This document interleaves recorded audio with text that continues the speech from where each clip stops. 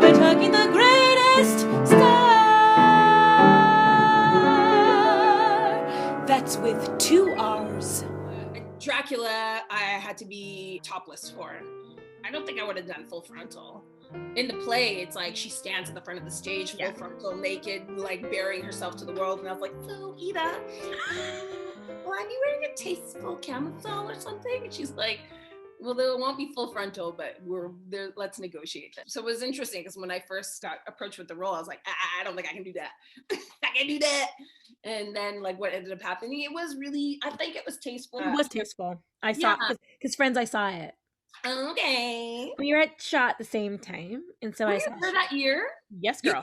I was there the last year of Jackie Maxwell, and then TC came in and he introduced a number of minorities. And if you recall, when I saw you, I walked into the cafeteria and was like, 18. I was counting how many, because friends, notoriously, the festivals, the Shaw Festival and the Stratford Festival, in the past, they have struggled with having a lot of minorities in their casts. Let's be clear. Yep. In their companies. Yep. There were a lot of us that year. Oh, yeah. So in that year, Tim Carroll, he had a different MO. So Jackie Maxwell's MO, from my perspective, was female. So she did a lot of women-driven shows. She made it like a family. You know, women were, let's get pregnant and figure it out. And that was her MO. She was changing the way that the Shaw Festival was done from previous years, from previous artistic directors, where the majority of the shows seemingly were male-heavy, male-dominated, by males, for males. And then Jackie came in and she was like, let's change that up. And she has been under a lot of criticism because she didn't have a lot of minorities. I argue that she didn't think about that. Not that she should or shouldn't have. I argue that she just didn't think of that. She thought about what her MO was. And her MO was, let's change the face to have more females, which she did. She was successful at. TC's MO, from my perspective, was minorities. So he came in and he was like, I'm going to hire, I believe that year, it was majority minority faces in that company.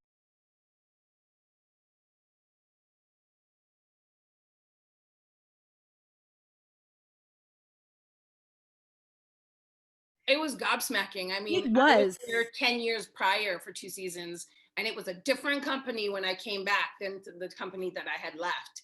It was extraordinarily different. That year was exciting. It was so exciting. I've never seen that done before at the festivals, particularly, but in general, like in any show, in any TV show, it is rare to have the majority of a company be diverse, specifically if the stories aren't diverse. So the stories weren't diverse. They were just stories being told because, by the way, it doesn't matter unless the story is about race. Amen. Yes. TC really, I think, really did an amazing job fighting, from what I understand, the board members and fighting the community. And so, again, this is not a criticism specifically about artistic directors en masse. This is just a comment on how our industry sees our faces, and hence why the Blacktor Studio came about, because there's always this conversation that we don't have enough, nobody's skilled enough, we don't know where to find them, and it's just a lie. And Tim Carroll proved it in his first season. And I'm very grateful because it was not only really exciting, it was really joyful. It was a really joyful experience to be with other diverse actors just because we're good at our jobs. We weren't serving this purpose. We weren't playing some specific stereotype to fulfill some sort of diversity quota, which often happens as well in this industry. We were just kind of cast and then left to our own devices. That year was extraordinary. It was extraordinary because of the people that were there. I mean, for me, I felt like I was coming back on my own terms to the festival in a way that, you know, I wasn't like, please, please. You know, I was approached to come back, and it was nice to be there in my own power and not care whether I was coming back or not. And I was there really just to do one show and done and like get back to Winnipeg. It's those connections that I made while I was there that really like launched me into directing as well. So it was great. The community that we had of people of color in that year was extraordinary. Jeremiah's picnics and like, you know, and the tragedy that we all experienced together. Collective. Yeah. collective experience that we had, and the friends that like you that I still have from that, like Cam, Grant, and I still check in every couple of weeks to kiki and laugh, and and it's just so fun. And it's so fun to have a bunch of Black actors in a typically white festival represent this company. Farmers Revolt, when we did that show, they had the farm workers come out and watch a show, and they were loud and they were responsive, and they were like responding to everything. They would reply to everything that was happening on stage. I think there was some sexual moment between two actors, and they were like screaming and hooting and hollering, and like it was just the theater was vibrant in a way that had never been so before.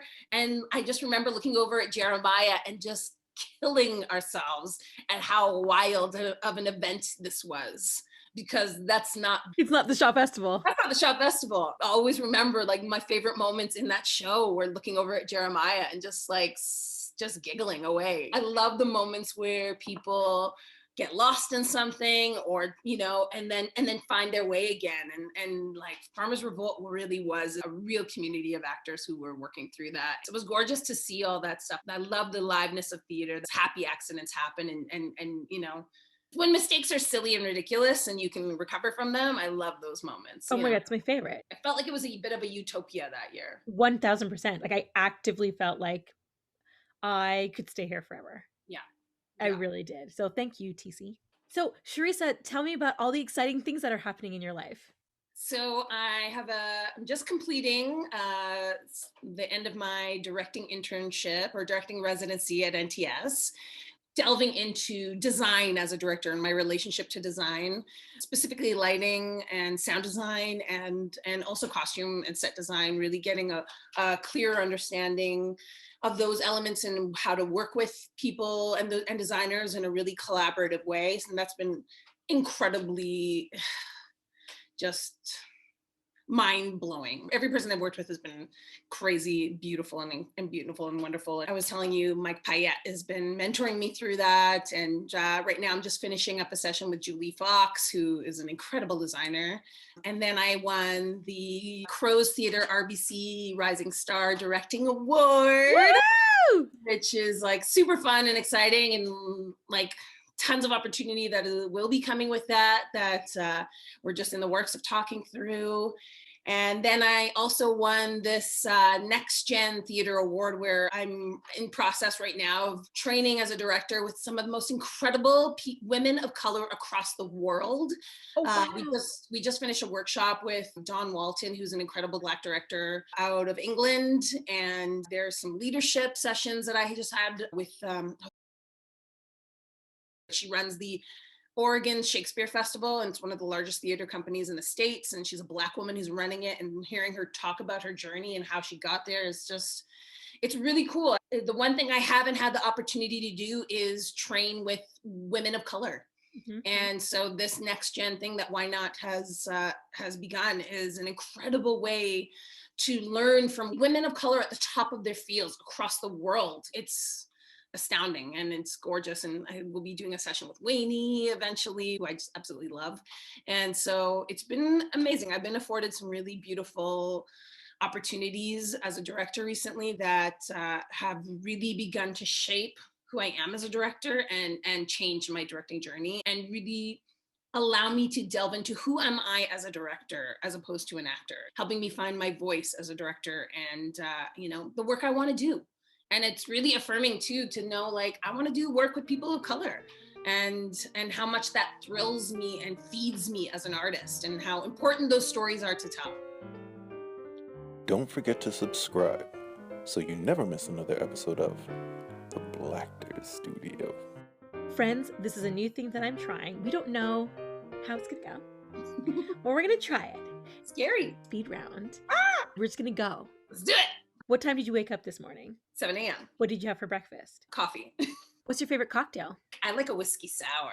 Favorite dessert? I'm not a big dessert fan, but I would say cheesecake. What's your favorite book? When the Caged Bird Sings, or what's that? Maya Angelou one. Yeah. When the Caged Bird Sings. What's your best vacation spot? Negril. Negril was amazing. The food in Negril. Beach. Conversely, what country have you always wanted to visit? Germany. If you could write a play, what would it be about? Your newest play. A kid's play that I'm going to write about being mixed race. Your favorite actor? I would say Angela Bassett. Finally, what's your guilty pleasure? Oh, reality TV. Ah! The opposite of live theater. Yeah. There's some kind of strange voyeurism that I get in watching reality television and watching these crazy idiots live their like fancy, expensive lives. Yeah, I could get real deep into some housewives.